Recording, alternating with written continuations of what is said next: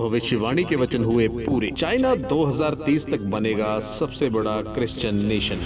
Many Chinese want to pray in their own way without the interference of the state. Remarkable growth of Christianity in China. US से ज्यादा Christian China में होंगे। जैसा कि आप जानते हैं कि परमेश्वर के दास अपोस्टल अंकुर यूसुफ नूरुल्लाह जी पिछले कई सालों से भविष्यवाणी करते आ रहे हैं कि 2030 तक चाइना सबसे बड़ा क्रिश्चियन नेशन होगा। चाइना में क्रिश्चियंस की संख्या यूएस से ज्यादा होगी। आइए देखते हैं उन भविष्यवाणी के शब्दों को।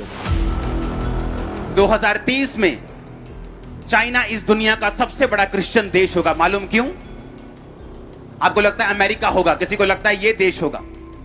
चाइना इस दुनिया का सबसे बड़ा क्रिश्चियन देश होगा। चाइना में जितनी कंपनियां, जितने सीईओ, जितने अमीर लोग, जितने गरीब लोग, हर एक बंदा जितने स्पीड से यीशु मसीह में आ रहे हैं, मैंने कहा 2030 में चाइना इस दुनिया का सबसे बड़ा क्रिश्चियन देश होगा। चाइना सबसे बड़ा देश होगा क्रिश्चियन दुनिया का। और चाइना में 2030 तक यूएसए से भी ज्यादा क्रिश्चियंस होंगे। चाइना में यूएसए से ज्यादा, अमेरिका से ज्यादा।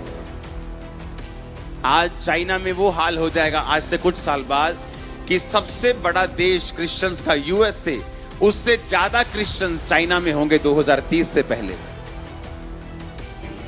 चाइना में इतने क्रिश्चियंस होंगे जितने यूएसए में नहीं। 2030 तक चाइना में अमेरिका से भी ज्यादा क्रिश्चियंस होंगे।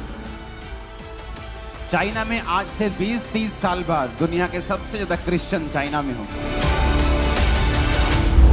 इन भविष्यवाणी के वचनों की पुष्टि विभिन्न ट्विटर और इंस्टाग्राम हैंडलर साइट्स और न्यूज़पेपर्स ने करी है। तो हमें प्रार्थना में रहना है ताकि परमेश्वर के बड़े बड़े कामों को हम देख सकें।